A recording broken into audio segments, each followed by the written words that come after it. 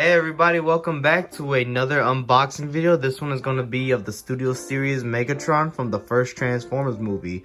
As you can see right here, here's a picture of the original Megatron with, oddly enough, the Revenge of the Fallen Megatron head, which is, if you ask me, a little funny because, as you can see, the chest design that they use for the actual figure itself is the Revenge of the Fallen chest.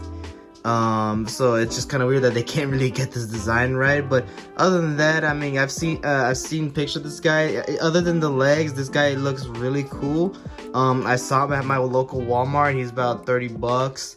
And it's taking me a really long time to find just anything from this new wave. Like, I have yet to find Mixmaster, Bumblebee, Soundwave, just any of them, not even the RC triplets.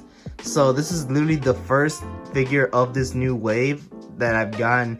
And I don't know if everyone else has been having issues with finding these, because I mean, I've seen like a lot of YouTubers get them. I mean, you know, even like Optibotimus, Prime vs. Prime, like all these people get them. And yet I've been looking for like the past few weeks at my Walmarts and Targets, and they have yet to have any. In fact, this is the first one of this wave to have anything, so, or to come out in my local store. So, you know, it's been quite annoying going in and out of stores just trying to find these guys, find nothing. But I'm glad I at least found Megatron. I was actually pretty looking forward to this guy a lot, because again, while people were complaining about the chest and the legs, at least from what I've seen from videos and photos, if you ask me, I think this is a great representation of that movie 1 Megatron. So let's just go ahead and get him out the box and check him out.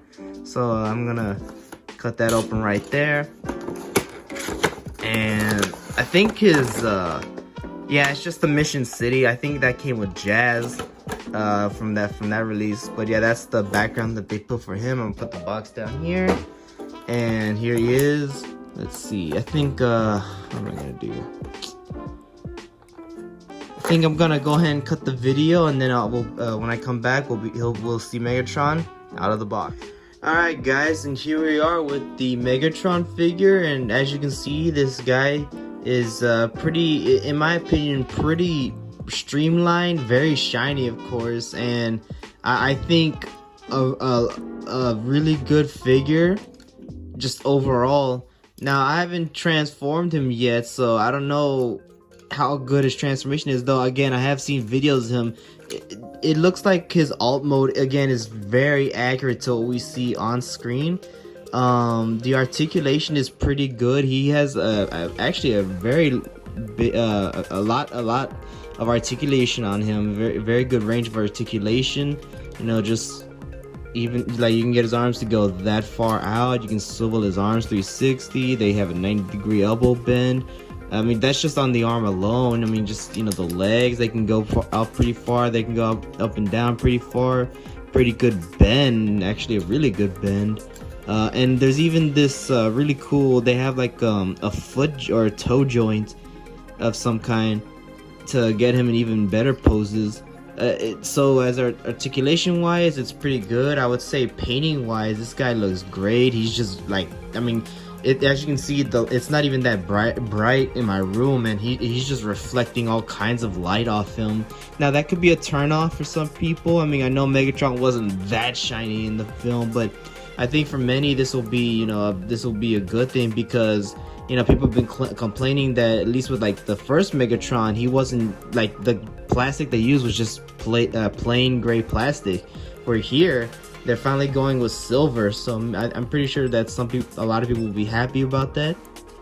And again, just like the part that really impresses me the most is, and it's not because of transformation or anything like that, it's just the back. Now we finally have a very movie accurate back for Megatron, because there's always been a large backpack. Even with the MPM, there's like this giant backpack that just hangs off him, and I know some people don't really care, but I think if you ask me, I think that's, you know, having the wings be on the legs was probably the best decision that, you know, Hasbro and Takara could make, because it just makes his back look more streamlined. I know some people I know a lot of people complained about his legs. His legs look very boxy in the promo pics, and they are, especially when you bend them like that and you look at them in certain angles. But honestly, man, I don't know. If you ask me, I think the legs don't look that bad. I mean, now when you get to the back of his legs, yeah, sure, you can just tell it's just like a couple wings clumped together. But I mean, even from the side, from the back, he looks really streamlined to me. This is, I don't really see any issues with his legs. They look really good.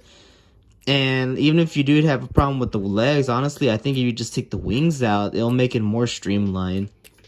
So, I mean, just from an engineering aspect, I think they've really captured Megatron from Transformers, from the first movie. And if you've seen from the promo pics, he does have an accessory. You just fold his hands up, and I believe it's supposed to go in like that. Let's see. Yep, like that. And he has his whip mace from the first movie, which, it's all right. I mean, I think it would have been cool if it could like bend or something like that. But the plastic, it's not flimsy plastic, but it's not hard plastic either. It's like a mix of both. You can bend it, and it'll work just fine. But it's just, I mean, just it being straight, it just looks kind of awkward. Like, I think the best pose he can, he could use it for is like something like that, where he's like, like maybe charging at Optimus Prime, like he's about to like just whip it at him, so I don't know. I think that's probably the best pose you get with his whip. Other than that, it's just kind of, I don't know, just having it just straight. I don't think that was the best design, because I mean, I'm not always a big fan of like, just things being all like curved and everything, because like, I mean, take Stray from Age of Extinction, that figure where his tails were like curved like that. I'm not always a big fan of that, but in this case, I feel like they should have at least, oh hey, oh wow, I didn't even realize that it has a articulation right here. That's cool. At least, so I guess it does move, it's not just static. But yeah, no, it's just, I don't know, I just feel like it just looks too awkward, just it being straight. I feel like they could have given it some kind of curvature or something. But either way, I mean, it's a pretty accurate mace.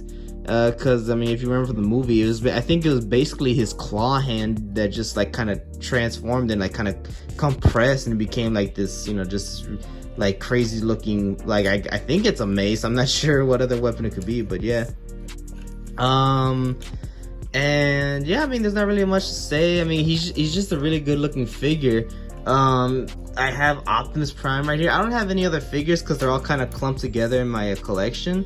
But here's Optimus Prime, and as you can see, I think they actually size up very well. Optimus Prime, because in the movie Optimus Prime was like shorter than Megatron, so I think this works perfectly. This is a good height. I know people have always complained about Optimus Prime being a short Voyager and that people didn't like that, and I understand it, but they are going with this scale thing, and to me, I much prefer them going with this scale, with accurate scaling, because I mean, for like the past several Transformer movies, the toy lines have always been out of scale. I mean, even like down to Dark of the Moon, making Bumblebee a leader class, so he like was like 3 times bigger than Optimus Prime, than that Voyager Optimus Prime. So I much prefer them, if they're going for accuracy, I much prefer them going for accuracy and not just the designs, but in the just the size as well. So I'm fine with Optimus Prime being short, because this isn't even a bad Voyager. I've always loved this, like,